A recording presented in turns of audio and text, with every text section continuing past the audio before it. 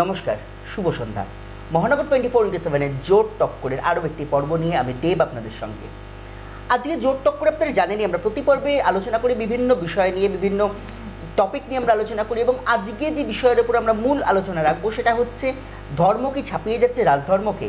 তার সঙ্গে অবশ্যই আমরা আলোচনায় রাখবো এবছর ভারতরত্ন যারা পেয়েছেন সেই প্রাপক তালিকা দিকে আমরা নজর রাখবো, এবং তার সঙ্গে সর্বোপরি সামনেই লোকসভা নির্বাচন, আপনারা জানেন রাজ্যের বিভিন্ন পরিস্থিতি নিয়ে আমরা আলোচনায় রাখবো। তার আগে আলোচনা শুরু করার আগে অবশ্যই আমার সঙ্গে যারা আছেন আলোচনায় তাদের সঙ্গে আলাপ করাবো। আমার একদম বাঁদিকে আছেন বিশিষ্ট সাংবাদিক ও সাহিত্যিক সৌরভ সিংহ রায়, আমার ডান দিকে আছেন জাতীয় কংগ্রেসের তরফ থেকে খেতান জাসপাল, এবং আমার একদম ডান দিকে আছেন বিজেপির তরফ থেকে স্নেহায়ন সরকার। আপনাদের সকলকে স্বাগত মহানগরে। আজকে প্রথম যে বিষয়ে আমরা আলোচনা করব, যে বিষয়ে আমরা বলেছিলাম যে রাজধর্ম থেকে কি ধর্ম ছাপিয়ে যাচ্ছে, কেন আমরা দেখেছি বহুবার নির্বাচনের আগে একটা ধর্মীয় মেরুকরণ আমাদের দেশের রাজনীতির ক্ষেত্রে আমরা দেখে এসেছি, একটি ধর্মীয় মেরুকরণ করা হয়। যেরকম আমরা যদি একটা একদম রিসেন্ট এক্সাম্পল উদাহরণের দিকে যাই, সেক্ষেত্রে কিন্তু রাম মন্দির উদ্বোধন নিয়েও একটি বিতর্ক আছে, যেখানে পুরো নির্মিত হওয়ার আগেই সেই মন্দির উদ্বোধন করা হলো, এবং বিরোধীদের তরফ থেকে বারবার বলা হচ্ছে সেখানে সামনে লোকসভা নির্বাচনকে টার্গেট করে, লোকসভা নির্বাচনকে পাখির চোখ করেই তড়িঘড়ি রাম মন্দির উদ্বোধন করানো হলো। আমরা একদম স্নেহায়ন সরকারকে দিয়ে শুরু করবো এই বিষয়টি। আমরা জানতে চাইবো যে রাম মন্দির এখনো পুরোপুরি নির্মাণ হওয়ার আগেই রাম মন্দির উদ্বোধন, টার্গেট কি লোকসভা? না, রাম মন্দিরের সাথে তো লোকসভার কোনো সম্পর্ক নেই। কারণ বিষয়টা হচ্ছে গিয়ে, এটা হচ্ছে গিয়ে আপনার 500 বছরের একটা লড়াই, সনাতনী হিন্দু সমাজের বহুদিনকার আকাঙ্ক্ষা, যেটা এত লড়াই, এত মানুষের প্রাণের বিনিময়ে এই রাম মন্দির আজকে আমরা ফিরে পেয়েছি। তো এটার একটা উদযাপন। আর আপনি যেটা বলছেন সেটা হচ্ছে কি যে গর্ভগৃহ তৈরি, সেখানে শ্রীরামচন্দ্রের প্রাণ প্রতিষ্ঠা হতেই পারে। যেটুকুনি কাজ বাকি আছে, মন্দিরের আউটার সারফেসে কাজ বাকি আছে, সেটা ক্রমাগতভাবে চলতে থাকলো। বহু মন্দির এমনই আছে যে মন্দিরে পুজো অর্চনা চলছে, সেখানে হয়তো রিনোভেশন বা কনস্ট্রাকশনের কাজ চলেই থাকে। তো এটাকে কোনো, আমার মনে হয় রাজনৈতিক আঙ্গিনায়। এখানে আপনাকে একটু থামাবো যে পুরীর শঙ্করাচার্য তিনি কিন্তু বলছেন এভাবে মন্দির উদ্বোধন করা যায় না।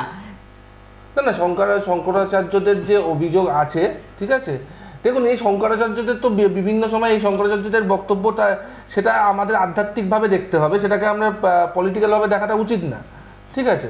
বিষয়টা হচ্ছে গিয়ে যে রাম মন্দিরকে পলিটিক্যাল অ্যাঙ্গেলে নিয়ে আসাটাই হচ্ছে ভুল। এটা দেশের সুশাসন বলুন, এটা দেশের আজকে হিন্দু সমাজের বহুদিনের এই যে প্রাপ্য যেটা তারা পায়নি, সেটা ফিরে পাওয়া, এটা সংস্কৃতির পুনরুদ্ধার। আমরা এইভাবে কেন আমরা না দেখে পলিটিক্যাল অ্যাঙ্গেল দেখাই তো উচিত না। সব থেকে বড় কথা হচ্ছে আপনি যেটা বলতে চাইছেন, এমন তো না যে বিগত 10 বছরে শুধুমাত্র রাম মন্দির হয়েছে বা রাম মন্দিরের ওপর ভিত্তি করেই আজকে 2024-এ ভারতীয় জনতা পার্টি ভোট লড়তে যাচ্ছে। আজকে আপনারা যেখানে ধরে নিন প্রায় 7টার ওপর আইআইটি হয়েছে, আইআইএম হয়েছে, আজকে প্রায় যেখানে 7টা মাত্র এমস ছিল সেখানে 23টা এমস হতে চলেছে। আজকে ইনফ্রাস্ট্রাকচার বলুন, আজকে ভারতকে 11 নম্বর স্থান থেকে 5 নম্বর স্থানে নিয়ে আসা হয়েছে। আজকে G20 সামিট করা হয়েছে। ভারতকে গ্লোবাল স্পেসে আজকে একটা বিশ্বগুরুর দরজায় নিয়ে আসা হয়েছে। রাম মন্দির তার একটা পার্ট মাত্র। রাম মন্দিরকে দিয়ে শুধুমাত্র ভারতীয় জনতা পার্টি ভোট লড়তে যাচ্ছে, বা রাম মন্দিরকে কেন্দ্র করে না, ভারতীয় জনতা পার্টি ভোট লড়তে যাচ্ছে তার 10 বছরের উন্নয়নকে কেন্দ্র করে। আগামী 2047-এর মধ্যে ভারতকে বিশ্বের শ্রেষ্ঠ আসনে বসানোর যে লক্ষ্যমাত্রা আছে তার সেটাকে সামনে করে। আমি থামাবো এখানে, আমি সৌরভ সিংহের কাছে আসবো। রাম মন্দিরকে পলিটিসাইজ করার দরকার নেই বা উচিত নয়, সেখানে দাঁড়িয়ে উন্নয়নের যে নিরিখ, যে কাজ হয়েছে বিশ্ব দরবারে ভারতের যে জায়গা, সেটাই হচ্ছে ভোটের দাবি। রাম মন্দিরকে অকারণ পলিটিসাইজ করছে বিরোধীরা। না, অকারণ তো করা হচ্ছে না। রাম মন্দিরটা সত্যি পলিটিক্যাল একটা ইস্যু করা হয়েছে বিজেপির তরফ থেকে। আমাদের যদি বাংলায় যদি দেখেন, সেখানে খুব স্পষ্ট করে বলতে পারি যে রামের কিন্তু প্রাধান্য কিন্তু বাংলায় সেভাবে নেই। কেন নেই? যখন বাল্মীকির যে রামায়ণ, সেখানে যে রামায়ণের পর কৃত্তিবাস যে রামায়ণটাকে কিন্তু সে খারিজ করে দিয়ে একটা সাধারণ গেরস্থলী রাম করেছে। তারপরে ওনারা হয়তো জানেন না, চন্দ্রাবতী দেবী বলে একজন মনমোহন সিংয়ের একজন বিশিষ্ট ব্যক্তি ছিলেন, মহিলা ছিলেন। তিনি কিন্তু রামকে কিন্তু একজন যে সীতা, তার দুঃখে যে রাম যে দরদি হতে পারিনি, এবং সেখানে কিন্তু রামকেই ব্লেম করেছে। আপনি খুব ভালো করে লক্ষ্য করে দেখবেন, আমাদের ঘরে ঘরে, বাংলার ঘরে ঘরে যে কৃষ্ণ বা গোপালের যে আদর আছে, রামের সে আদর নেই। এবং এখন আপনি যদি খুব ভালো করে দেখেন, আমরা যদি কারোর নাম রাখি, আমরা সেই ইঙ্গিতটা আছে, সীতারাম, আগে সীতা। আমাদের কিন্তু মহিলা যিনি মায়ের জাত তাদেরকে সামনে রাখা হয়, তারপরে সেই জায়গাটা হচ্ছে। এবং রাম কিন্তু এখানে একা নয়। আপনি যদি দেখেন রামমোহন, রামের সঙ্গে হরি, রামকৃষ্ণ, রামের সাথে হরি। এমনকি মৃত্যুর সময় আমাদের এখানে হরিবোল ধ্বনি দেওয়া হয়, রাম নাম সত্যহে বলা হয় না। এটা কিন্তু মাথায় রাখতে হবে, আমাদের হরিনাম সংকীর্তন। আমাদের এখানে রামের যে প্রাধান্য, যে ব্যাপারটা, যে রামের যে ঐশ্বরিক, যে রাম যে ভুলগুলো, আমি কোনো জায়গায় যেতে চাইছি না। একটা এপিক রাম ছিল কি ছিল না আমার জানার দরকার নেই, কিংবা যদি আমি তর্কের খাতিরে মেনে রাম ছিল, কিন্তু সেখানে দাঁড়িয়ে তিনি যা তার স্ত্রীর প্রতি যে এই বিচারটা করেছেন, সেটা কিন্তু বাংলার মানুষ সেভাবে নেয়নি। সেইভাবে বাংলায় কিন্তু রামের প্রাধান্য নেই। এবার আপনি বলছেন যে পলিটিক্যাল ইস্যু, অবশ্যই পলিটিক্যাল ইস্যু, অবশ্যই পলিটিক্যাল ইস্যু। আপনি শুধুমাত্র রাম মন্দির কেন, ভারতরত্নটা আমি পরপর আসবো, আপনি আসুন, ভারতরত্নটাও পলিটিক্যাল ইস্যু। আমরা রাম মন্দিরকে অকারণ পলিটিসাইজ করা হচ্ছে না, একদমই নয়। কেন ঘটনাটা ঘটেছে, ওনারা করছেন পুরো পলিটিক্স। যে বিরোধীরা যে কথাটা বলছে, যে এরা যে আপনার যে সম্পূর্ণ রাজনৈতিক আঙ্গিকে চলছে, এটা সত্য কথা বলছে বিরোধীরা, একদমই মিথ্যা কথা বলছে না। কেন নরেন্দ্র মোদী খুব সুচারুভাবে একটা চালাকি খেলেন, যে এই যে লোকসভা ভোট আছে, উনি চাইছেন রাম মন্দিরটাকে প্রতিষ্ঠা করে সনাতন হিন্দু, এই যে একটা হিন্দুত্ব একটা স্লোগান, ও হিন্দু এ মুসলিম, এই যে স্লোগান করে যে কিছুটা ভোট যদি ক্যাপচার করা যায়, এটা কিন্তু নরেন্দ্র মোদী। এখানে আমি আসবো খেতানদার কাছে। খেতানদা, কংগ্রেসের তরফ থেকে রাম মন্দিরের পলিটিসাইজেশন, সেটা কিভাবে দেখছেন আপনারা? দেখুন, আমরা এই দেশে আমরা দেশের কোনো ধর্ম নেই, সংবিধান দেশের ধর্ম যদি বলে হয় সেটা হয় সংবিধান। এবার তার মধ্যে আমরা যারা দেশের নাগরিক, আমাদের ভিন্ন এখানে ধর্ম হতেই পারে। আমার এখানে সংবিধান বলছে আমার যা ধর্ম, আমার যা মত, আমি সেটাকে পালন করব। সরকারের সেখানে কোনো ভূমিকা থাকবে না, সরকার কোনো দ্বিচারিতা করতে পারবে না, সরকার কাউকে বেশি কাউকে কম দিতে পারবে না, সরকার দু চোখে সবাইকে দেখবে। কিন্তু ব্যাপারটা হচ্ছে যে এখানে যে রাম মন্দিরের যে ইভেন্টটা দেখলাম, একটা হচ্ছে দেখুন আমাদের ধর্ম আর রাজনীতি, এই ধর্ম আর রাজনীতিকে এক জায়গায় মিলিয়ে দিলে কিন্তু এটা ডেডলি কম্বিনেশন হয়ে যায়, ডেডলি একটা। আর এটা কিন্তু খুব ক্ষতিকারক সমাজের জন্য। আমাদের ধর্ম কে শিখাবেন? যদি আমি এটা যেরকম আমি একটা সনাতনী হিন্দু, আমাকে ধর্ম শেখাবেন আমার পুরোহিত, আমাদের ঠাকুরমশাই, আমাকে কোনো নেতা শেখাবে না। আমি সেহেতু ধরুন আমার কোনো একটা ভাই মুসলিম, তাকে ধর্মটা কে শেখাবেন? ইমাম সাহেব শেখাবেন, মৌলভী সাহেব শেখাবেন। কিন্তু যখন এই ধর্ম শেখানোর দায়িত্বটা নেতারা নিয়ে নেয় আর রাজনীতি শেখানোর দায়িত্বটা পুরোহিত বা ইমামরা নিয়ে নেয়, সেই জায়গাটাই হয় গণ্ডগোল, সেই জায়গাটাই আমাদের সামাজিক অপক্ষয় হয়। এবার আপনি দেখুন আমাদের ধর্মকে শেখাবেন, যেটা বললাম পুরোহিতরা বা যারা শঙ্করাচার্য আছেন, আমাদের হিন্দু ধর্মের অথরিটি কে আছেন? হাইয়েস্ট অথরিটি হচ্ছেন শঙ্করাচার্যরা। 4 পীঠের শঙ্করাচার্যরাই বলছেন, যারা নাকি হিন্দু ধর্মের, সনাতন ধর্মের 4টে পিলার, তারাই বলছেন যা হচ্ছে সেটা অনৈতিক হচ্ছে, ধর্মের বিরুদ্ধে হচ্ছে, ধর্ম নীতি মেনে করা হচ্ছে না, অপরিপূর্ণ একটা মন্দিরে এইভাবে প্রাণ প্রতিষ্ঠা হয় না, মন্দিরের গর্ভগৃহ এখনও পুরোটা কমপ্লিট নেই, মন্দিরের উপর যে একটা গুম্বদের মতো থাকে, সো দ্যাট সেখানে কেউ উঠতে না পারে, কারোর পা না পড়ে, সেই জায়গাটা এখনও তৈরি হয়নি। এরপরে যখন ওখানে আরও কাজ হবে, যখন ওপরের তলগুলো তৈরি হবে, সেখানে লেবার উঠবে না, কি হবে, মানে সেখানে ভগবানের যে পবিত্রতা সেই জায়গাটা, সেটা একটা অবক্ষয় হওয়ার একটা জায়গা আছে। কিন্তু এটাকে একটা পলিটিক্যাল ইভেন্ট বানিয়ে দেওয়া হয়েছে। এই ধর্মের ব্যাপারটাকে পলিটিক্যাল ইভেন্ট বানানোর থেকে আমাদের অসুবিধা আছে। আমাদের রাম মন্দির নিয়ে কোনো অসুবিধা নেই। আমি ব্যক্তিগতভাবেই ওই আমাদের, যদি আপনি পুরনো জেনারেশন দেখেন, ওখান থেকে বিলং করি, আমাদের নেতারা বা আমরা পার্সোনালভাবেও পলিটিক্যালভাবে ওখানে অনেকবার গেছি। কিন্তু এই যে কাউকে বাদ দিয়ে দেওয়া, বলুন তো রাম মন্দির উদ্বোধন হবে, সেখানে ইনভিটেশন দেওয়ার জন্য কার কি অথরিটি আছে যে কে আসবে কে আসবে না? সরকার ঠিক করে দেবে কেন? ওখানে কর্পোরেটরা আসবে, আম্বানিরা আসবে, আডানিরা আসবে, কোনো গরিব মানুষ সেদিন 22 তারিখ যেতে পারবে না কেন? এই নিয়মটা কেন? এই দ্বিচারিটা কেন? এটা কে করে দেবে? এই কথাগুলোতে আমাদের হচ্ছে। আর হচ্ছে যে একটা সরকার যখন 10টা বছর চললো, আজকের সরকারের কি উচিত? যে সরকার যদি মানুষের জন্য কাজ করে থাকতো, তার কি উচিত ছিল? সে আজকে 10 বছরে কি করলো, কি করতে পারলো না, আগামী দিন যদি ক্ষমতায় আনে কি করবে, তার খতিয়ান দেবে, হিসাব নিকেশ দেবে। সেটা না করে, কারণ সরকার একেবারে 10 বছরে ব্যর্থ, কর্পোরেট বন্ধুদের ছাড়া আর কারোর জন্য কিছু করেনি বলেই আজকে রাম মন্দির বা ধর্মীয় একটা আবেগ তুলে একটা পর্দার পিছনে নিজের ব্যর্থতাকে ঢেকে দেওয়ার একটা চেষ্টা চলছে, এটাই হচ্ছে আমি পুরো event। স্নেহানদার কাছে আসবো যে সরকার ব্যর্থ, 10 বছরের কর্পোরেট বন্ধুত্ব ছাড়া বিজেপি সরকার কিছু করতে পারেনি, সাধারণ মানুষের কাছে জন্য তারা পৌঁছাতে পারেনি, কর্পোরেট বন্ধুত্ব করে গেছে আদানি আম্বানির সঙ্গে, সেই জন্যই কি ধর্মীয় মেরুকরণ করতে হচ্ছে? কংগ্রেস একটা কাজ করুক, কংগ্রেস 2004 থেকে 2014 উন্নয়নের খাতিয়ান নিয়ে আসুক, যেখানে প্রতিদিন একটা করে স্ক্যামাডি গভর্নমেন্ট বলা হতো, তো প্রতিদিন একটা করে স্ক্যাম বেরিয়ে আসবে। আর আমরা 2014 থেকে 2024 খাতিয়ান নিয়ে আসছি। আমি একদম ব্যক্তিগত ইন্টারাপ্ট করছি এখানে। আমি যদি মূল্য বৃদ্ধি দেখি, আজকে ইউপি আমলে গ্যাসের দাম যা ছিল, সাধারণ খাদ্যশস্যের দাম ছিল, এনডি আমলে তো চড়চড় করে দাম বাড়ছে। আপনি এটা ভুল তথ্য প্রেজেন্টেড হয়। ইউপিএ আমলে ইনফ্লেশন 11.7% চলে গেছিল, এখন যেটা 5.6%। ঠিক আছে, দাম বেড়েছে, দাম বেড়েছে বিকজ অফ কোভিড, দাম বেড়েছে বিকজ অফ ইউক্রেন রাশিয়া যুদ্ধ। এই পার্সপেক্টিভ গুলোকে আপনাকে দিতে হবে। গ্লোবাল তেলের দাম, ব্যারেল বুঝে তেলের দাম তো বিশ্ববাজারে কমছে, সেখানে আমাদের দেশে পেট্রোল ডিজেলের দাম এখনো পর্যন্ত হাই কেন? আমাদের দেশে কেন্দ্রীয় সরকার তো 20 টাকা করে ছাড় দিয়েছিল, তখন কটা কংগ্রেসি গভর্নমেন্ট দিয়েছিল? আমাদের রাজ্য সরকার সেখানে ছাড় দিয়েছিল। বিষয়টা হচ্ছে, দেখুন আজকে আপনি যে টপিকটা নিয়ে শুরু করলেন, রাম মন্দির, ঠিক আছে, রাম মন্দির এখন কংগ্রেসের গলার কাটা হয়ে গেছে, না উগড়াতে পারছে না গিলতে পারছে।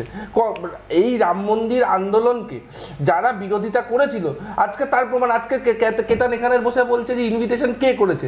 ইনভিটেশন বিশ্ব হিন্দু পরিষদ থেকে করেছে, বা যারা মন্দিরের এই প্রতিষ্ঠার পেছনে যারা তাদের অর্থ বলুন, সময় বলুন ব্যয় করেছে, তারা করেছে। ইনভিটেশন তো রাহুল গান্ধীকে করা হয়েছে, রাহুল গান্ধী এলো না কেন? কে আসতে পারবে? আমার বক্তব্য, রাহুল গান্ধী, তার মানে কংগ্রেস রাম মন্দিরের বিরোধিতা করছে। তার মানে দেখুন, রাম মন্দিরকে নিয়ে রাজনীতিটা কারা করছে? আমরা করছি না কারা করছে? আজকে দাদা রামের অস্তিত্ব নিয়ে প্রশ্ন করলো। আরে স্বয়ং শ্রীরামকৃষ্ণের কুলদেবতা ছিল ভগবান শ্রীরাম। আজকে আমাদের শেষ করি, আশ্বিন মাসে দুর্গোৎসব কেন হয়? আশ্বিন মাসে দুর্গোৎসব হয় কেননা ভগবান শ্রীরামের ওই অকাল বোধনের জন্য। আজকে যারা রাম মন্দির আন্দোলনের বিরোধিতা করে এসছে, যারা ভগবান শ্রীরামের অস্তিত্ব নিয়ে প্রশ্ন তুলে এসছে, তাদের কাছে আজকে গলার কাটা হয়ে গেছে রাম মন্দির। কেননা এই 500 বছরের আন্দোলন আজকে সার্থকতা পেয়েছে, আজকে অযোধ্যায় রাম মন্দির প্রতিষ্ঠা। আমি সরাসরি চলে গেছে, গলার কাটা হয়ে যাচ্ছে রাম মন্দির। সেটা পরে বলছি, আগে বলছিল বলে রাহুল গান্ধীকে ইনভিটেশন দেওয়া হয়েছিল, রাহুল গান্ধী আসেনি। এই দেখুন, এই যে বিজেপির লোকদের একটা অসুবিধা আছে, এরা হোয়াটসঅ্যাপ ছাড়া আর কিছু জানে না। এবার আমি এখনই চ্যালেঞ্জ করছি এনাকে, উনি যদি এটা প্রমাণ করে দিতে পারেন যে রাহুল গান্ধীকে ইনভিটেশন দেওয়া হয়েছিল, আমি ছেড়ে দেবো, এই মানে মিডিয়া প্যানেল ছেড়ে দেবো, প্যানেলিস্ট হওয়ার পার্টি ছেড়ে দেবো। আর যদি না হয়, তিনি যদি চ্যালেঞ্জটা স্বীকার করেন যে রাহুল গান্ধী, রাহুল গান্ধী আপনার মাঝে আমি বলিনি দাদা, প্লিজ আপনার মাঝখানে আমি বলিনি, এক সেকেন্ড আপনার মাঝখানে তো আমি বলিনি। রাহুল গান্ধী, আপনি তো সমস্ত দিন তো তখন বলি, তখন বলছে রাহুল গান্ধীকে ইনভিটেশন দেওয়া ছিল। আমি আবার আপনাকে চ্যালেঞ্জ করছি, এই জায়গায় তো আমাদের প্রশ্নটা যে কে আসবে না, এটা ঠিক করার কে হয়েছে অথরিটি? রামের কাছে আমি রামের ভক্ত, আমি যখন ইচ্ছা যাব। কে ঠিক করে দেবে আমি কখন যাব না? কে ঠিক করে দেবে যে অমুক লোকটা আসবে, অমুক লোকটা আসতে পারবে না? ওখানে কর্পোরেটরা যাবে আর গরিব মানুষ সেদিন 22 তারিখ যেতে পারবে না। এইটারই আমরা বিরোধিতা করছি, রাম মন্দিরের বিরোধিতা করার কোনো জায়গা নেই। না, তুমি হয়তো তাহলে জানো না, আপনারা তো সব জানেন। না, এটা শুনতে শেখো না, রেগে যাচ্ছ কেন? প্রথম কথা হচ্ছে গিয়ে শুধুমাত্র কর্পোরেটরা এসেছিল না, যে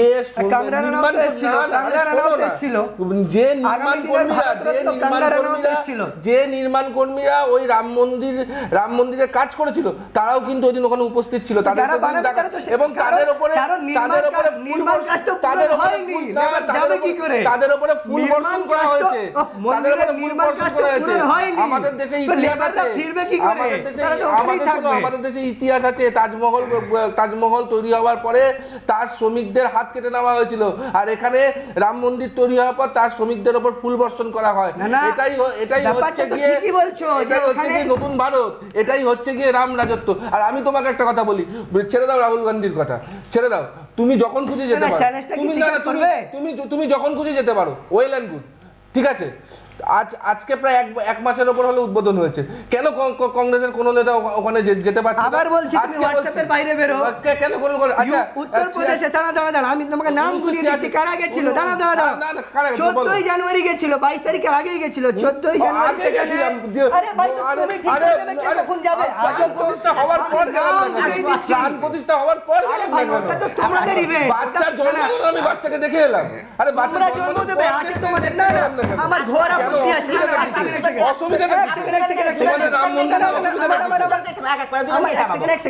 খুব জরুরি একটা কথা বলতেই হবে, সেটা হচ্ছে আপনাদের ক্ষমতা আছে রামকে জন্ম দেবেন বলছেন জন্মের আগে।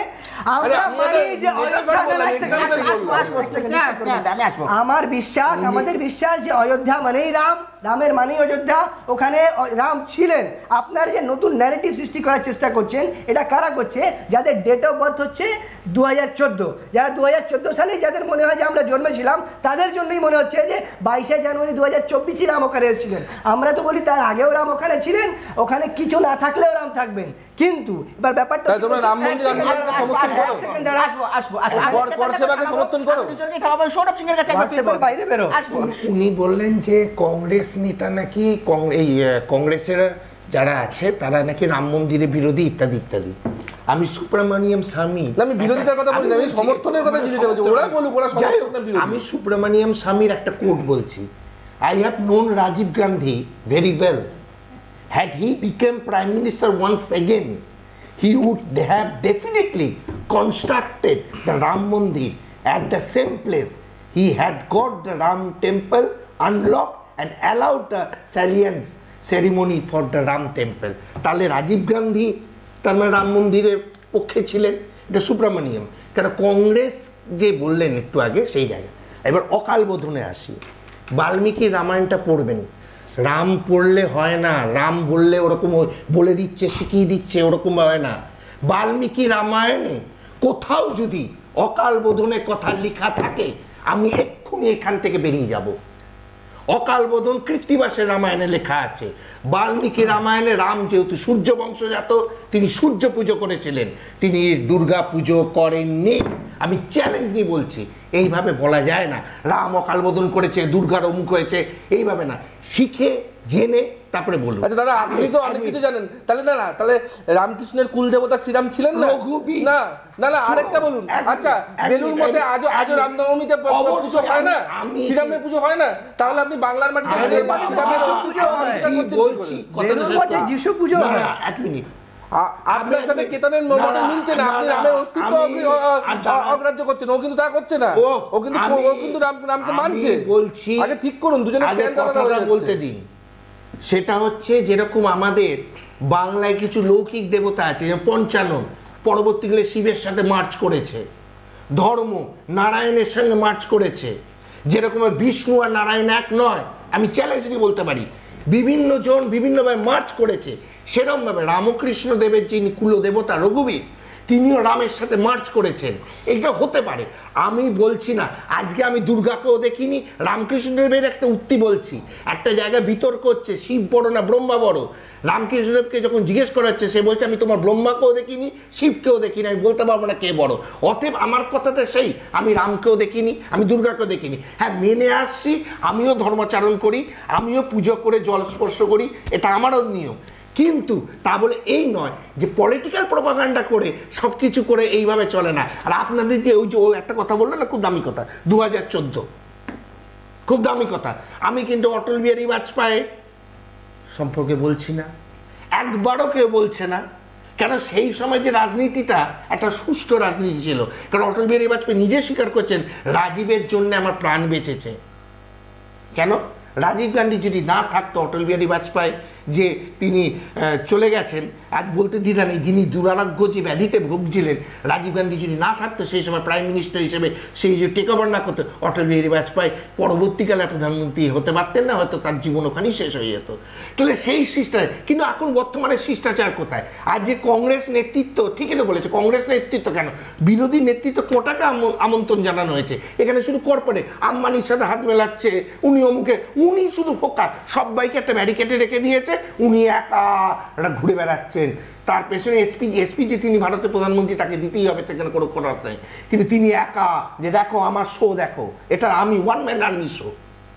এই তো হয়েছে। কোথায় রাম? কোথায় রামের সাথে সীতার কোথায়? রামের সাথে সীতার কোথায়? কোথায় শুধু একটা রামের অববয়, সীতা কই? না আমি সীতা কই? আসবো। সীতা কই? যে মা সীতাকে ছাড়া যদি রামায়ণ পড়া হয়, মা সীতাকে ছাড়া রামের আরে কোথায় দাদা ওখানে অস্তিত্ব? রামলীলার মূর্তি প্রতিষ্ঠিত হয়েছে, আরে আপনি রামের ধর্ম সাথে রাজনীতিতে মিলিয়ে ফেলছেন। আপনি রামের বিরোধিতা করছেন না নরেন্দ্র মোদীর বিরোধিতা করছেন, ঠিক করে পাচ্ছেন না। 10 সেকেন্ড প্লিজ, 10 সেকেন্ড। দাদা আপনি কি করে এক্সপেক্ট করতে পারেন এদের কাছ থেকে, যারা মা যশোদাকে ন্যায় দিতে পারিনি তারা মা সীতাকে ন্যায় কি করে দেবে বলুন? যাই হোক, আরে বিষয়টা হচ্ছে না কেতন, তুমি যাকে প্রশ্ন করছো, এবার বিষয়টা হচ্ছে আমি আগেও বললাম যে তোমাদের দুজনের যে বিরোধিতা তার কিন্তু মূল ভিত্তিটা আলাদা। তুমি হয়তো কোথাও কংগ্রেস করো বলে, না তুমি কোথাও কংগ্রেস করো বলে তুমি রামকে কিন্তু মানছো, উনি কিন্তু রামকে অস্বীকার আমি করছেন। কি একবার কি বললাম? আমি রামকৃষ্ণ দেবের কথা তুলেই বললাম যে আমি তোমার শিবকেও দেখিনি, আমি তোমার ব্রহ্মাকেও দেখিনি, কে বড় ছোট আমি বলতে পারবো না। অতএব আমরা মানি, কিন্তু আমি তাকে দেখিনি। আমরা জানি রামায়ণ পড়েছি, মহাভারত পড়েছি, দায়িত্ব নিয়ে পড়েছি, এবং রামায়ণ পড়েছি কীর্তিবাসের যেমনি পড়েছি, বাল্মীকিরও পড়েছি, বেদব্যাসের মহাভারতে যেমনি পড়েছি, আবার কাশিরাম দাসের মহাভারতে পড়েছি। পড়েই কথাটা বলছি, কিছু জেনে কথা। দাদা শুনুন, হোয়াটসঅ্যাপিং না, আপনাদের বিষয় হচ্ছে গিয়ে আপনাদের পলিটিক্যাল এজেন্ডাটা তো হিস্ট্রি হতে পারে না। আপনি যেরকম বললেন না, যেরকম আমরা যারা সনাতনী সমাজ আছে তারা কি করি বলুন তো, তারা মূর্তির মধ্যে ভগবানকে পাই, তারা মানুষের মধ্যে ভগবানকে পাই। স্বামীজিকে যখন বলা হয়েছিল, স্বামীজিও সেম কথা বলেছিল, আমিও ভগবানকে দেখিনি, ভগবানকে দেখেছেন আমার গুরু শ্রীরামকে কৃষ্ণ, উনি বেঁচে থাকলে উনি বলতে পারতেন ভগবানকে কিরকম দেখতে। আসলে বিষয়টা হচ্ছে কি জানেন তো, উনি কার বিরোধিতা করছেন? উনি ভগবান শ্রীরামের বিরোধিতা করছেন না নরেন্দ্র মোদীর বিরোধিতা করছেন? আমাদের কোনো অসুবিধা নেই, নরেন্দ্র মোদীর বিরোধিতা হতেই পারে। আমি একটা মানুষ, আমি রাজনৈতিকভাবে নরেন্দ্র মোদীকে পছন্দ করে তার বিরোধিতা করতে পারি, কিন্তু তাই বলে আমি ভগবান শ্রীরামকে বিরোধিতা করতে পারি না? আমি বলতে পারি শোনো কে করছে, সে তোমাকে ডিফেন্ড করছে, সে বাংলার বুকে আজকে ভগবান শ্রীরামের অস্তিত্ব নিয়ে প্রশ্ন তুলছে। আজকে ওখানে মা সীতা না, ওখানে লক্ষণ না, ওখানে শুধু রামের মূর্তি প্রতিষ্ঠিত হয়েছে কেন? ওটা শ্রী রাম লালার মূর্তি প্রতিষ্ঠিত হয়েছে কেন? ওটা রাম জন্মভূমি, ওখানে যেটা পূজিত হচ্ছে সেটা ছোটবেলাকার রাম পূজিত হচ্ছে, সেই জন্য ওখানে মা সীতা নেই, বিয়ে হয়ে আসেনি, ওখানে সীতা বিয়ে হয়ে আসেনি। আরে ওখানে সীতা বিয়ে, যে সময়কার মূর্তি প্রতিষ্ঠিত হচ্ছে, যে সময়কার মূর্তি প্রতিষ্ঠিত হচ্ছে সেটা হচ্ছে গিয়ে রাম লালা, সেটা ছোটবেলাকার রাম।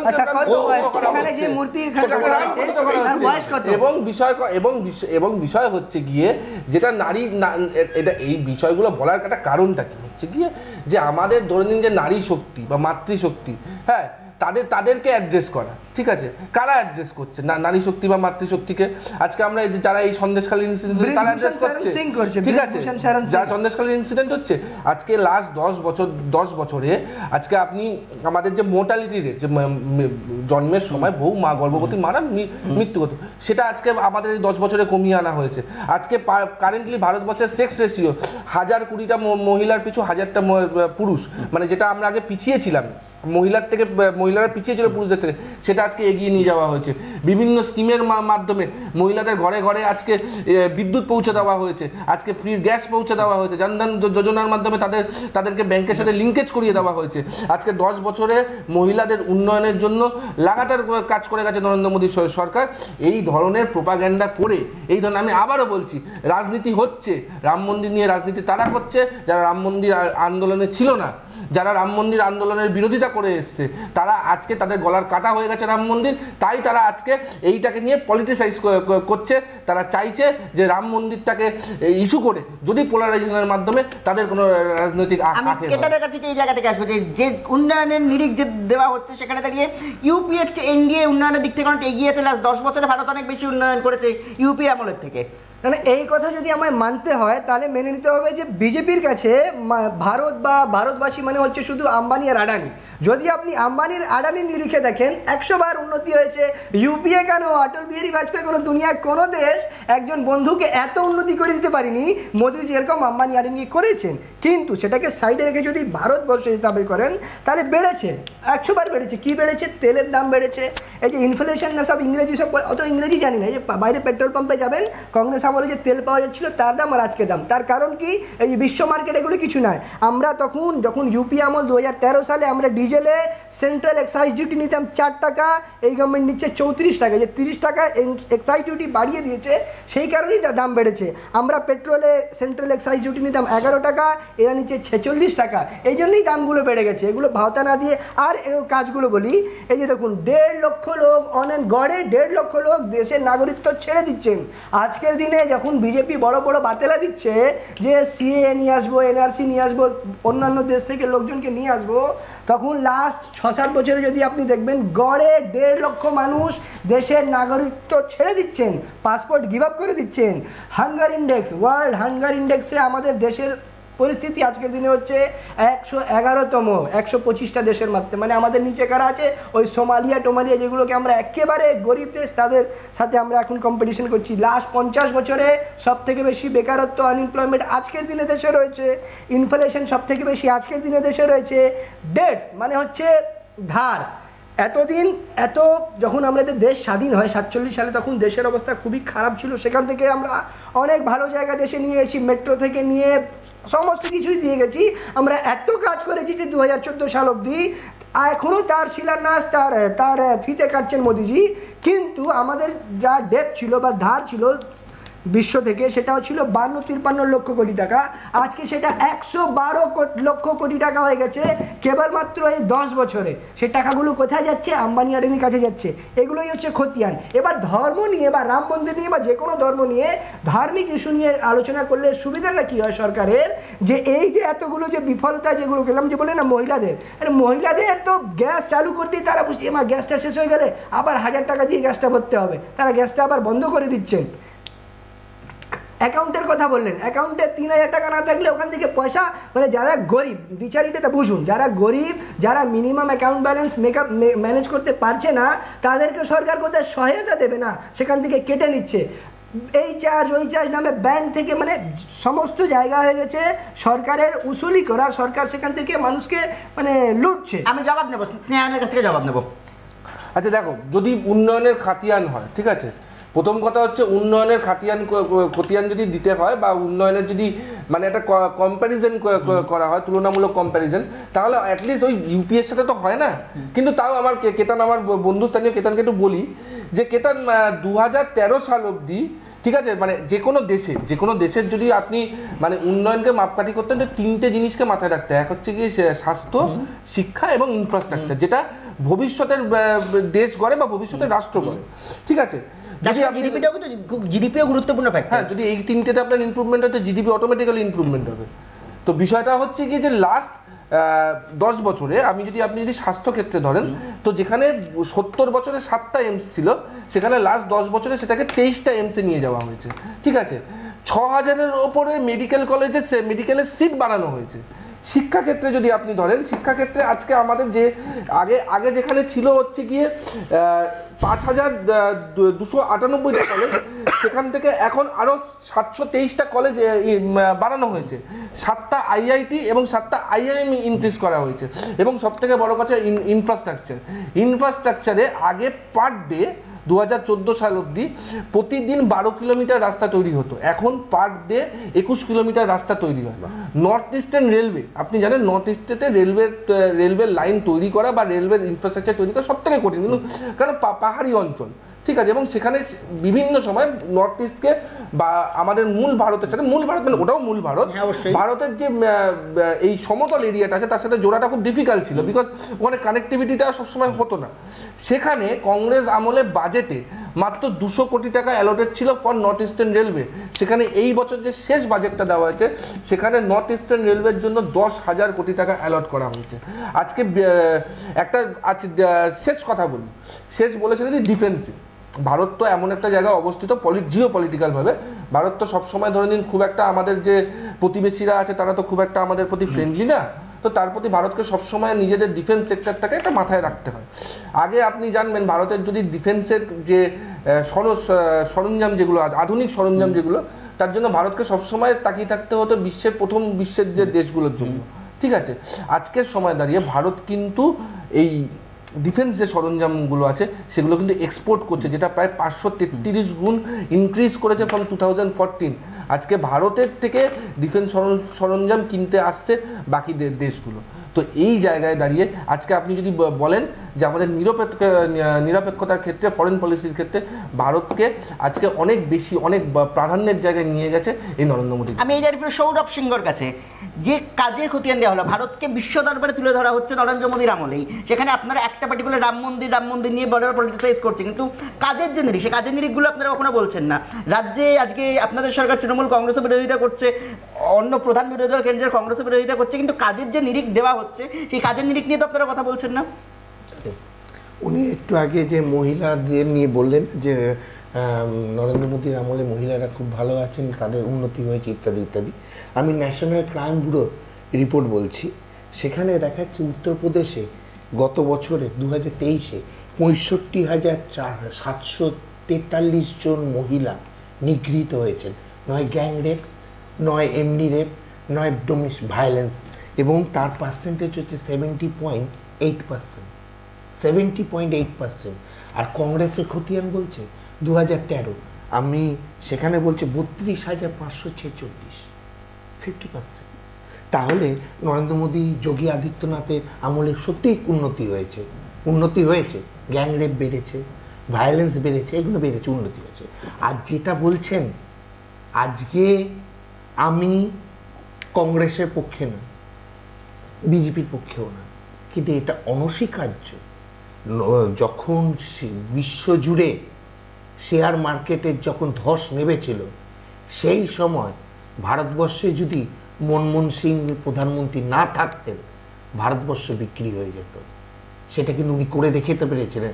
উনি গিমিক খেতেন না, উনি গিমিক দেখাতেন না, কিন্তু ভারতবর্ষে একটাই প্রধানমন্ত্রী এসেছিলেন যে ধীরে ধীরে ভারতকে কোন জায়গায়। আজকে আপনার বাবা বাড়িতে ফসল এনে তুলেছে, আপনি লোককে রান্না করে খাওয়াচ্ছেন, নিয়ে নাম কামাচ্ছেন।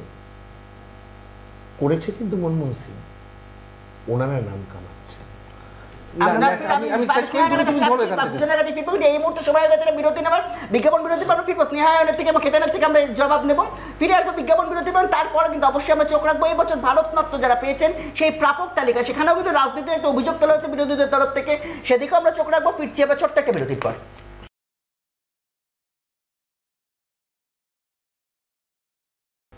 ফিরে এলাম বিরতির পর। জোট টক্করে কিন্তু রীতিমতো আজকে জোট টক্কর হচ্ছে, এবং আমরা বিরতিতে যাওয়ার আগে সৌরভ সিংহর বক্তব্য শুনেছিলাম, এবং সেই জায়গা থেকে কিন্তু আমরা স্নেহায়নের কাছে আবার ফিরবো বিরতির পরে। বলেছিলাম জবাব নেব স্নেহায়নের কাছ থেকে।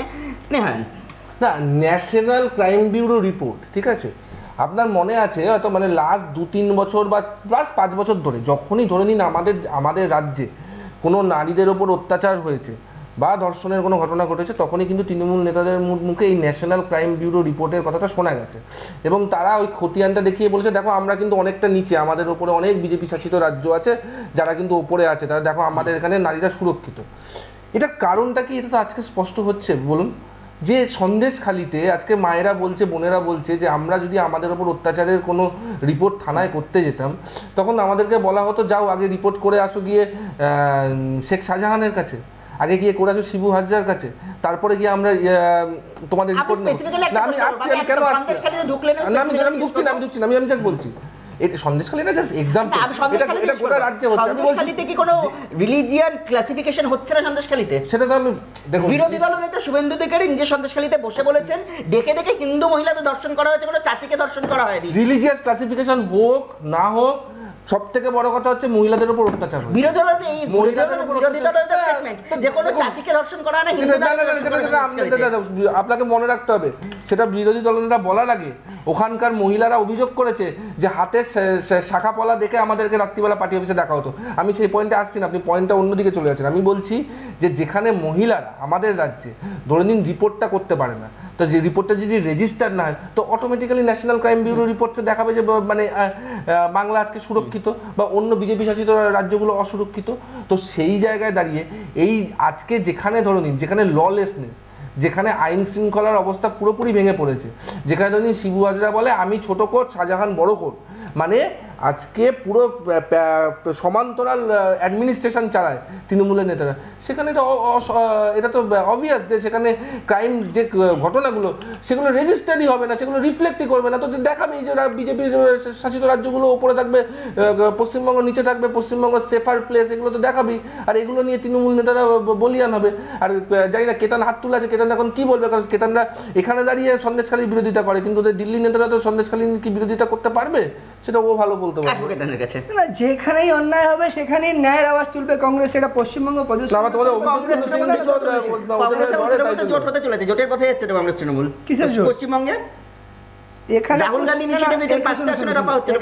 এখানে তৃণমূল কংগ্রেস হচ্ছে আক্রমণকারী আর কংগ্রেস হচ্ছে মানে আপনারা বলছেন, কিন্তু কংগ্রেস হাইকমান্ড জোটের পক্ষেই যাচ্ছে এখনো পর্যন্ত। আজকে সকাল অব্দি কংগ্রেস হাইকমান্ডের তরফ থেকে সবুজ সংকেত আছে, 5টা আসন ছাড়ার কথা চলছে তৃণমূলের সঙ্গে, এবং পশ্চিমবঙ্গে জোট হবে সেই সবুজ সংকেত আজকে সকাল অব্দি দিয়েছে কংগ্রেস হাইকমান্ডের তরফ থেকে। আমাদের কাছে এরকম কোনো খবর নেই, এরকম অনেক গুজব আজকাল সংবাদ মাধ্যম সব বিজেপির ওখান থেকে চলছে, ওরা গুজব। যেমন কালকে একটা উদাহরণ দিচ্ছি, কালকে একটা ন্যাশনাল চ্যানেলে সারাদিন চলেছে যে অধীর চৌধুরী নাকি বিজেপিতে জয়েন করতে যাচ্ছেন, আর তারপরে কালকে সন্ধ্যেবেলা বাধ্য হয়ে তামিলনাড়ুতে তোমাদের একটা এমএলএ আছে বিজেপিতে জয়েন করেছে। ভাই দাঁড়াও, সেটা তো বিজেপি যত চোর চিটিং বাজে সব বিজেপি। এতদিন তো কংগ্রেসে চোর চিটিং করছিল না, বিজেপিতে আসা করতে যাবে নারায়ণ রানে চোর চিটিং করছিল না, এখন চোর চিটিং হয়ে গেল। তোমাদের কাছে থাকলে সাধু আর আমাদের দলে আসলে চোর। তবে কালকে অবধি তামিলনাড়ুর শুভেন্দু অধিকারী আপনার দলে আসে, শুভেন্দু অধিকারী খারাপ ছিল কিন্তু একদম শুভেন্দু অধিকারী। আরে বিষয়টা হচ্ছে তো কারা বলছে কংগ্রেস আজকে, আপনি স্পেসিফিক প্রশ্ন যে সন্দেশখালীর মতো একটা ইস্যু, আমি অস্বীকার করছি না, Pradesh Congress is protesting that event. Adhir চৌধুরীকে আটকানো হয়েছে, বলপূর্বক আটকানো হয়েছে, কিন্তু অধীর চৌধুরীকে আটকানো হয়েছে তার জন্য একটা এআইসিসি থেকে একটা প্রেস কনফারেন্স করা হলো, কেন করা হলো না? আজকে তৃণমূলের বিরুদ্ধে প্রদেশ কংগ্রেস সরব, কিন্তু দিল্লির কংগ্রেস কিন্তু চুপ আছে। এটা বলতে হবে কেতান যে চুপ আছে? তুমি ফলো করো, কে বলেছে তোমাদের? কে স্টেটমেন্ট দিয়েছে বলো? সবাই দিয়েছে। এই যে যেটা বলছিলাম যে কালকে একটা লিডিং নিউজ চ্যানেলে চালিত হয়েছে অধীর চৌধুরী নাকি বিজেপি জয়েন করছে।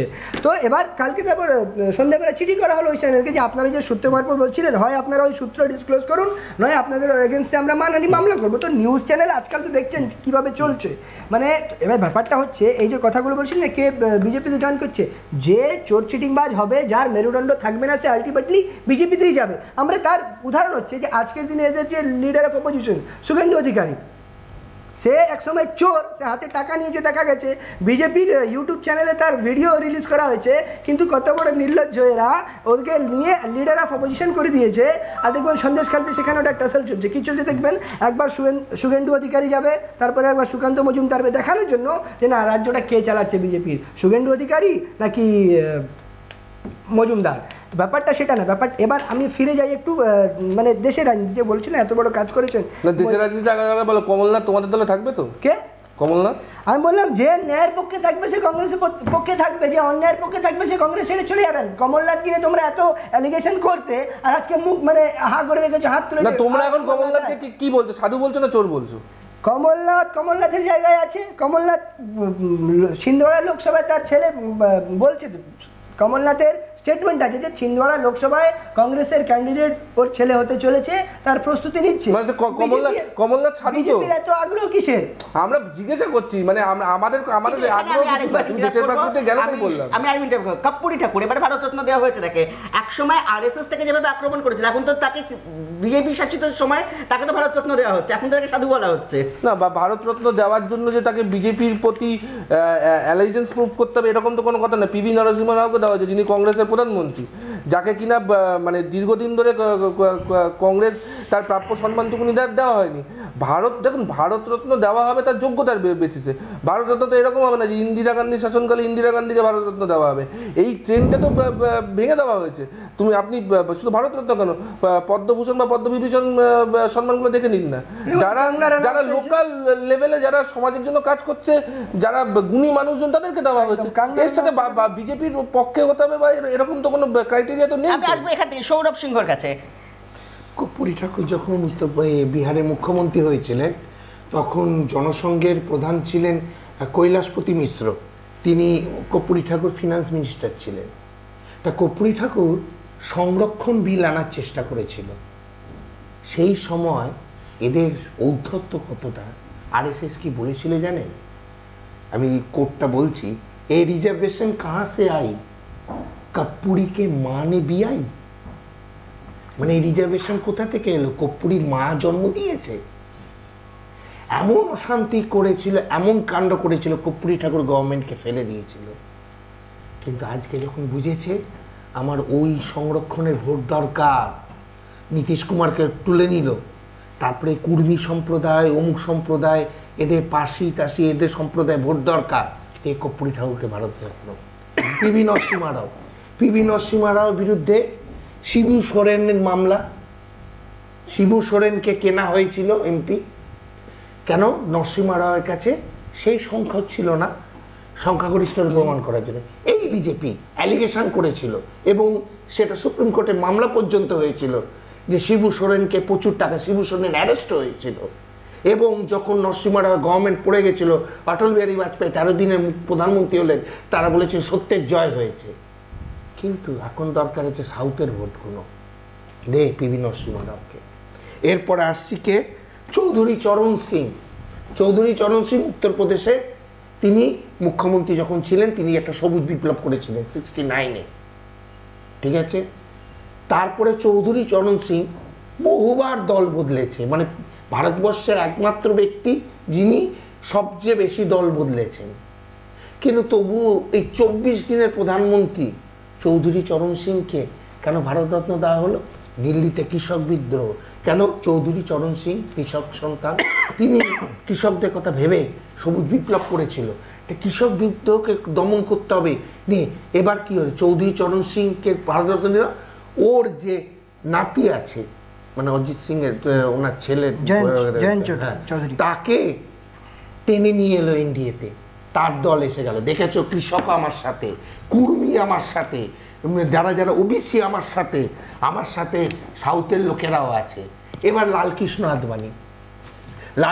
আদবানি এবং পিবি নরসিংহ রাও 96-এ দুজনের নামই কিন্তু জেএন ডায়েরিতে উঠেছিল, হাওলা কেলেঙ্কারি।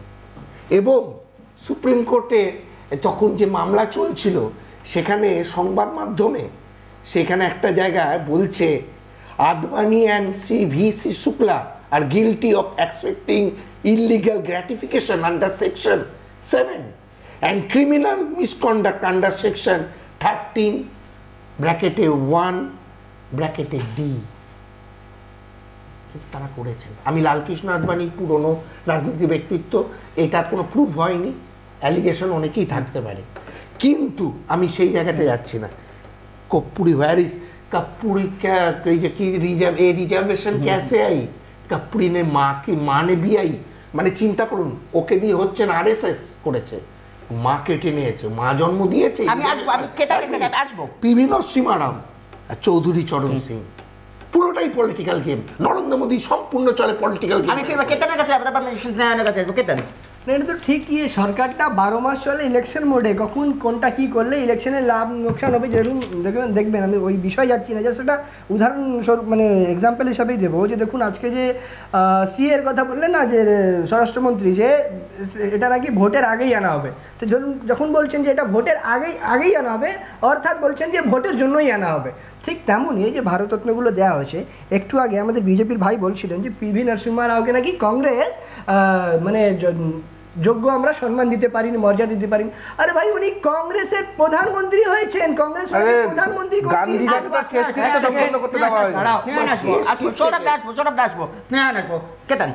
আপনারা তো সবকিছুরই শেষকৃত্য নিয়ে ব্যস্ত। আরে তোমাদের প্রধানমন্ত্রী, তাকে শেষকৃত্য বলে নেব, শেষকৃত্য কিন্তু আসবো। ঠিক আছে, তো পিভি নরসিংহ রাও আমাদের দলে থেকে যদি প্রধানমন্ত্রী হয়েছেন, এদিকে এরা বলছে নাকি আমরা তাদেরকে যোগ্য সম্মান দিতে পারিনি। এত যদি ছিল, আপনারা তো আপনাদের পিএম ইন ওয়েটিং এক সময় আমরা শুনতাম না, কাকে শুনতাম? আডবাণীজিকে, যে উনি নাকি পিএম ইন ওয়েটিং, আর ওনার পিএম ইন ওয়েটিং থেকে আর কনফার্ম হলো না, আরএসি টুকুও হলো না, উনি পিএম ইন ওয়েটিংয়ে থেকে গেলেন আর ওনার একটা চেলা এসে প্রধানমন্ত্রী হয়ে গেলেন। সেখানে আপনারা বলছেন না যে আডবাণীকে আপনারা কতটুকু সম্মান দিতে পেরেছেন? আপনারা যত আপনাদের সিনিয়র নেতা সবাইকে রিটায়ার করে দিলেন, তাদেরকে একদম ছেড়ে দিলেন, ওই মুখ দর্শক মণ্ডলী একটা বানিয়ে দিলেন, সেখানে আডবাণীকে রেখে দিলেন, মুরলী মনোহর যোশীকে রেখে দিলেন, মুখ দর্শক মণ্ডলী। এবার বলি, আচ্ছা তারপর হচ্ছে স্বামীনাথন, স্বামীনাথন সাহেব, যিনি একেবারে ওনাকে সবাই সম্মান করে, আজকে আপনারা ইলেকশনের জন্য ওনাকে ভারতরত্ন দিলেন, কিন্তু আজকে যদি উনি যদি বেঁচে থাকতেন না, ওনাকে যদি অপশন দেওয়া হতো যে আপনি ভারতরত্ন চান নাকি আপনার যে কমিশনের যে রেকমেন্ডেশনগুলো ছিল সেগুলোকে লাগু করে দেওয়াটা চান, স্বামীনাথনও নিজে বলতেন যে আমার ভারতরত্ন দেওয়ার চেয়ে বেশি খুশি হতো যদি স্বামীনাথন রিপোর্ট যিনি দিয়েছিলেন, যে রেকমেন্ডেশনগুলো দিয়েছিলেন চাষিদের কৃষকদের উন্নতির জন্য, সেটা যদি অ্যাপ্লাই করে দেওয়া হতো, সেটা কিন্তু স্বামীনাথন বেশি খুশি হতেন। আজকে এই সরকার কৃষকদের দাম দিতে পারে না, কৃষকদের সাথে যে অন্যায়টা করেছে তারা চাইছে যে একটা ভারতরত্ন দিয়ে আমি ব্যাপারটাকে একটু পুষিয়ে নিই। আচ্ছা, থার্ড হচ্ছেন চৌধুরী চরণ সিং। এবার বলুন, চৌধুরী চরণ সিং ব্যাপারটাও ঠিক, সে ওনাকে জাট কমিউনিটি নিয়ে দেখে একটা টার্গেট করা হয়েছে, ভোট ব্যাংক, বা উনি কৃষক নেতা ছিলেন, সবাই ওনাকে সম্মান করে, সবুজ বিপ্লবে ওনার কিন্তু আজকের দিনে ওনার যে নাতি জয়ন্ত চৌধুরী, সে বলছে সে আজকে একটা ভারতরত্ন নিয়ে সে তার মতাদর্শন চেঞ্জ করে ফেললো। তার মানে কি, এখানে কি প্রমাণ করছে? আমরা তো বলছি যে চৌধুরী চরণ সিং ডিজার্ভ করেন ভারতরত্ন, ওনাকে যদি দিয়েছেন, কিন্তু শুধু ভোটে বার্গেনিং করার জন্য কোন পার্টি ইন্ডিয়া অ্যালায়েন্স ছেড়ে এনডিএ অ্যালায়েন্সে যাবে, শুধু তার জন্য যদি এত ছোট যদি করে থাকেন, সেখানে আপনি তাহলে চৌধুরী চরণ সিংকেও আপনি অপমান করছেন, ভারত রত্নর মতো একটা আমাদের দেশের সবথেকে ওটাও অপমান করছেন। তুমি ভাই এমন অ্যালায়েন্স কেন বানিয়েছো যেখানে একটা ভারত রত্নতে তারা শিবির বদলে ফেলছে? তো তোমার শিবির যদি পাল্টায় তার দায় তো আমি নেবো না। আচ্ছা, এবার আমি শেষ করি। বিষয়টা হচ্ছে গিয়ে, তো তুমি বললে লালকৃষ্ণ আদবানি বা মুরলী মনোহর যোশীদের নিয়ে বললেন তাদেরকে বিজেপি অসম্মান করেছে। তারা কিন্তু কোথাও কোনোদিন প্রকাশ্যে বলেনি যে ভারতীয় জনতা পার্টির কারেন্ট নেতৃত্বের দ্বারা আমরা অপমানিত হয়েছি। কিন্তু গুলাম নবী আজাদ কি বলেছেন? তিনি কেন কংগ্রেস ছাড়লেন? ছাড়ার আগে কি বলেছেন? যে এটা পার্টি চলছে না, একটা পরিবার চলছে, এবং সেই পরিবারই পার্টিটাকে কন্ট্রোল করছে। এই জন্য তোমার সময় বলিনি, চুপ করে গেছে। প্রণব মুখার্জি, তুমি প্রাইম মিনিস্টার ইন ওয়েটিং এর কথা বলছেন, আমাদের বঙ্গ সন্তান প্রণব মুখার্জি, সে যখন মারা গেছিলেন তখন আমার মনে আছে রাষ্ট্রপতি বলো, রাষ্ট্রপতি রাষ্ট্রপতি তো কনস্টিটিউশনাল হেড। দাঁড়াও, শেষ করতে বলো, পূর্ব রাষ্ট্রপতি বলো। প্রণব মুখার্জি যখন মারা গেছিলেন তখন আমার একদম বিশিষ্ট সাংবাদিক, প্রবীণ সাংবাদিক, একটা কথা আমার খুব মনে হয়েছিল, he was the best prime minister that Congress and India never had. মানে কংগ্রেসের মধ্যে সব থেকে যোগ্য ব্যক্তি ছিলেন প্রণব মুখার্জি, কিন্তু উনি হয়তো গান্ধী পরিবারের কাছে সেই অনুগত্যটা প্রমাণ করতে পারেননি বলে মনমোহন সিং প্রধানমন্ত্রী হয়েছিলেন, প্রণব মুখার্জি হতে পারেননি। সেই ইতিহাসও কিন্তু আমরা ভুলিনি। ঠিক আছে, এবার কথা হলো যে জোটের বিষয়। আপনার মনে আছে হয়তো 2012 সাল জন লোকপাল বিল নিয়ে দিল্লি উত্তাল, আন্না হাজারের নেতৃত্বে নাগরিক আন্দোলন শুরু হয়েছে। সেখান থেকে উঠে আসলেন কে? অরবিন্দ কেজরিওয়াল। তার প্রধান লক্ষ্য কে ছিল? কংগ্রেস সরকার। কংগ্রেস দুর্নীতির বিরুদ্ধে স্ট্রং স্টেপ নিচ্ছে না, জানলোকপালের মতো স্ট্রং আইন রূপান্তরিত করছে না। আজকে সকালের নিউজ হয়তো আপনি জানেন যে আপ আর কংগ্রেস একসাথে হাতে হাত মিলিয়ে গুজরাট এবং দিল্লিতে লড়াই করছে। সেই কংগ্রেসের কাছে আমরা নীতির কথা শিখবো? যে কংগ্রেস নিজেদের সুবিধার্থে শিবসেনার সাথে জোট করে, আজকে আপের সাথে জোট করে, কালকে হয়তো এখানে এসে তৃণমূল কংগ্রেসের সাথে জোট করবে। যে সিপিএম বলেছিল দিল্লি থেকে এলোগাই সঙ্গে ইন্দিরা গান্ধীকে নিয়ে কী সব কথাবার্তা বলেছিল, সেই কংগ্রেসের সেই সিপিএমের সাথে অলরেডি জোট করে বসে আছে। সেই কংগ্রেসের মুখে নীতি আদর্শের কথা শুনবো? এটা কি মানায়? আপনি বলুন। একদম একদম একদম। এই কংগ্রেসের কাছেই আপনাকে নীতি আদর্শ শিখতে হবে। কারণ হচ্ছে আমরা যে আজকে অ্যালায়েন্সটা করছি, তো আপনি প্রথম এক্সাম্পল যেটা দিলেন অরবিন্দ কেজরিওয়াল, যে নাকি লোকপাল নিয়ে আন্দোলন করেছিল। এবার বলুন তো, লোকপালটা কে করলো? আন্দোলনটা আন্না হাজারে কেজরিওয়ালেরা করছিল লোকপালের জন্য, লোকপালটা কে করলো? কংগ্রেস করলো। লোকপাল বিলটা পাস করে গেল, কিন্তু বিজেপি সরকার বছরের পর বছর কাটিয়ে দিল, দেশে একটা লোকপাল অ্যাপয়েন্ট করতে পারলো না অনেকগুলো বছর। আজকের দিনেও দাঁড়িয়ে আমরা এখানে বসে আছি, আমাদের দেশে প্রধানমন্ত্রী নিজের একটা এত বড় বাড়ি বানাতে পারেন, হাজার হাজার কোটি টাকা দিয়ে জাহাজ কিনতে পারেন, কিন্তু লোকপালের অফিস এখনো তাদের একটা অফিস নেই। মানে স্বাভাবিক। অরবিন্দ কেজরিওয়াল বা আন্না হাজারে বলুন, যারা লোকপালের পক্ষে যারা আন্দোলন করেছিলেন, লোকপাল তো কংগ্রেস করেছে, বিজেপি করতে পারেনি। উনি করাপশনের বিরুদ্ধে করেছিলেন। আজকে দেখছি বিজেপির আমলে করাপশনগুলো বেশি হচ্ছে, এই জন্যই কংগ্রেসের পক্ষে। আর কংগ্রেস তো আর কাউকে এখন কিছু দিতে পারে না, কংগ্রেস তো অপোজিশনে। কার্যত যারা কংগ্রেসের কাছে আসছে তারা নীতি আদর্শের জন্য আসছে। বিজেপির স্বৈরাচার, বিজেপির যে হিটলারি মনোভাব, সেটার বিরুদ্ধে তারা আসছে। আর বিজেপির কাছে যারা যাচ্ছে, বিজেপির তো ক্ষমতা আছে, বিজেপির কাছে সিবিআই আছে, ইডি আছে, তাদের হাজার হাজার লক্ষ লক্ষ কোটি টাকা ইলেকট্রাল বন্ডে পাওয়া পয়সা আছে, তাদের কাছে যাচ্ছে সুবিধা নেওয়ার জন্য। কংগ্রেসের কাছে যারা আসছে তারা হচ্ছে এই অন্যায়ের বিরুদ্ধে লড়ার জন্য আসছে। মমতা ব্যানার্জি অন্যায়ের বিরুদ্ধে লড়বে? আপনারা বুঝবেন,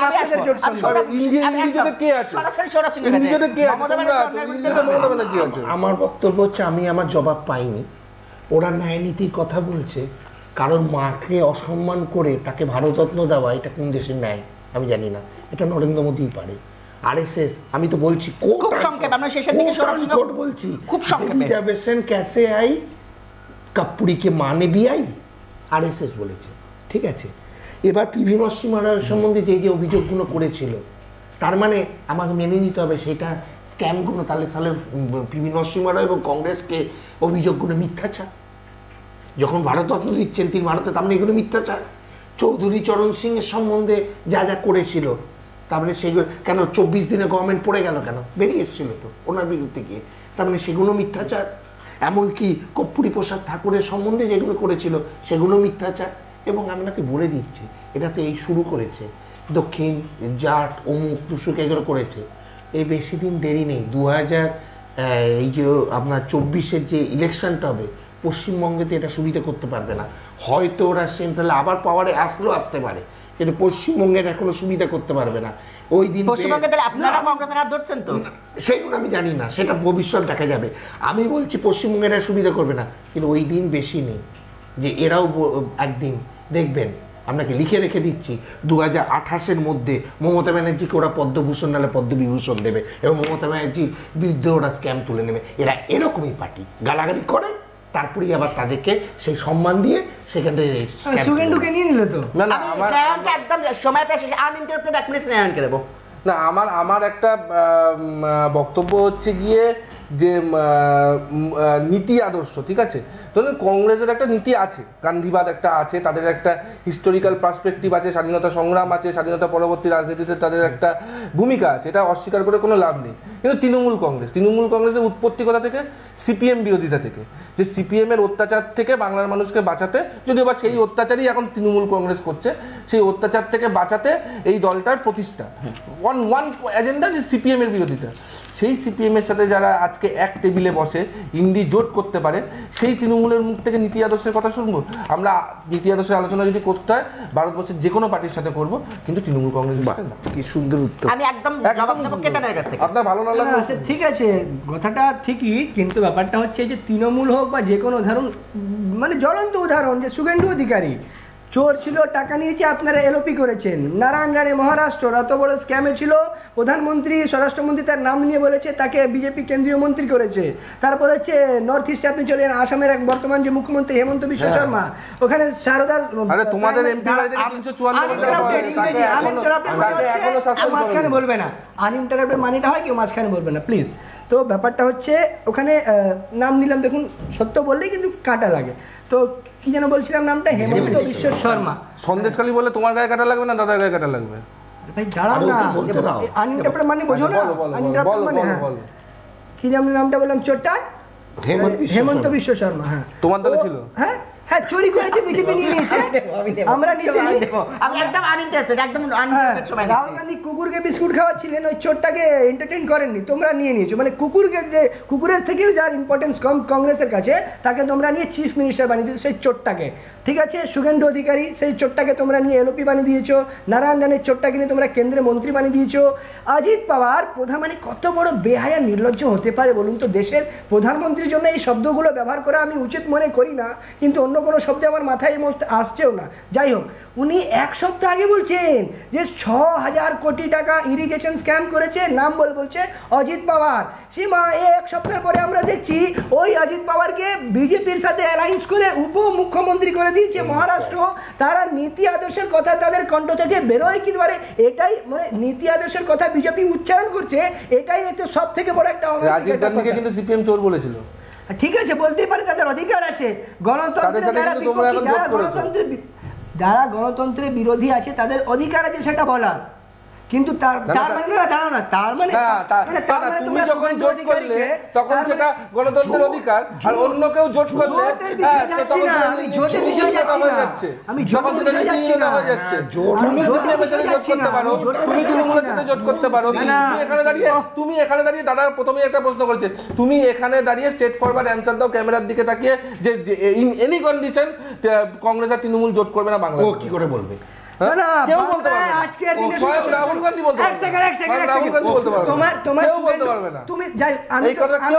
আমি মুখপাত্র, তুমি মুখপাত্র, বাদ দাও। তোমার শুভেন্দু অধিকারী লিখে দিতে পারবে প্রেস কনফারেন্স করে যে কালকে যদি দরকার পড়ে এই বিজেপি সরকার তৃণমূলকে আবার নেবে না সরকারে, লিখে দিতে পারবে। কারণ তৃণমূলের সাথে বিজেপি ঘর করেছে এর আগে। তৃণমূল এই বাংলায় বিজেপি ঢুকেছে তৃণমূলের হাত ধরে। যতদিন এই বাংলায় তৃণমূল ছিল না, এ বাংলায় বিজেপিও ছিল না। যতদিন এ বাংলায় তৃণমূল ক্ষমতায় ছিল না, বিজেপির 73টা এমএলএও ছিল না। অর্থাৎ তোমরা একে অপরের পরিপূরক। লোকসভায় তৃণমূলের এমপিরা কিভাবে অ্যাবসেন্ট থেকে তোমাদের বিলগুলো পাস করতে সাহায্য করে, এটা এখন মানুষ বুঝে গেছে। আমি একবার সৌরভ সিংহর কাছ থেকে রিঅ্যাকশন নেব। তৃণমূল বিজেপি একে অপরের পরিপূরক না, কখনো না। যে ওটা ওর বিরোধিতা করার জন্য ও বলছে ঠিক কথা, কিন্তু কখনো নয়। কেন আজ বিজেপির বিরুদ্ধে যে লড়াইটা বাংলায় লড়ছে সেটা একমাত্র তৃণমূল কংগ্রেসই লড়ছে। এবং আমি খুব দায়িত্ব নিয়ে বলছি, ওরা যতই লম্পজম্প করুক, যতই নাচানাচি করুক, ওরা 2 অঙ্ক পেরোতে পারবে না। আমি এখনো দায়িত্ব নিয়ে বলছি। কেন ও তো আমাকে উত্তরটা দিতে পারলো না। কর্পূরী প্রসাদ ঠাকুর, পি নরসিংহ রাও, চৌধুরী চরণ সিং, আমি যে কথাগুলো বললাম উত্তর দিতে পারে। ওর উচ্চ নেতৃত্ব যদি আমার এই বার্তা পায় উত্তর দিতে পারে ভালো। কেন আমি এটা বলছি, ভোটের জন্য নরেন্দ্র মোদী উনি শুধু নিজেকে শোকেস করেন এবং ভোটের জন্য উনি যা করেন। অতএব এ মানুষ বুঝে গেছে, বাংলার মানুষ কেন ভারতবর্ষের মানুষও বুঝে গেছে। আমি জানি না এখন ভারতবর্ষে কি হবে আমি বলতে পারি না, কিন্তু আমি বাংলায় বলতে পারি বিজেপি 2 অঙ্ক পেয়ে। আমি একদম শেষ করবো, 1 মিনিটের লাস্ট, 1 মিনিট আমি রিঅ্যাকশন নেব। না, আমি দাদাকে একটা প্রশ্ন করি তাহলে। দাদা আপনি বলতে পারবেন তাহলে সাইবাড়ির হত্যাকারীরা কবে সাজা পাবে? আজকে বিজন সেতুতে হত্যাকারীরা কবে সাজা পাবে? 21শে জুলাইয়ে যারা আপনাদের কর্মীদেরকে গুলি করে মারলো তারা কবে সাজা পাবে? বা নন্দীগ্রামে চটি পুলিশগুলো কবে সাজা পাবে? এই প্রশ্নগুলোর উত্তর আপনি আগে দিন, তারপর আপনি অন্যকে প্রশ্ন যোগ করে দিচ্ছি যে সিবিআই ইডি যে ইনকোয়ারিগুলো করছে চাকরি চুরির, ওরা কবে ন্যায় বিচার পাবে? এই যে সারদা স্ক্যাম, যার একটা পার্লামেন্টে একটা কমিটি হচ্ছিল জেপিসি আজ পর্যন্ত বসিনি, সেই জেপিসির অনেক এমপি গুলো মানে এখন আর এমপিও নেই। আজকে